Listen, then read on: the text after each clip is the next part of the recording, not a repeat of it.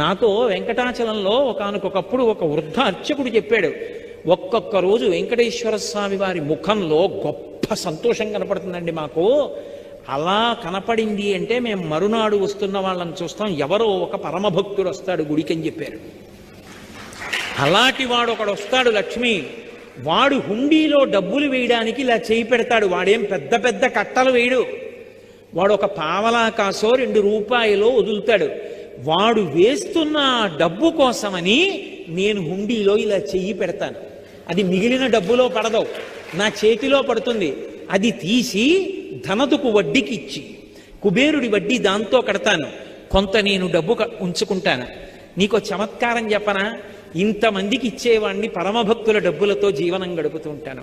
వింతలేల చెయ్యుచుండెదను కొండ మీద. ఆశ్చర్యకరమైన పనులు ఇలాంటివి చేస్తూ ఉంటాను.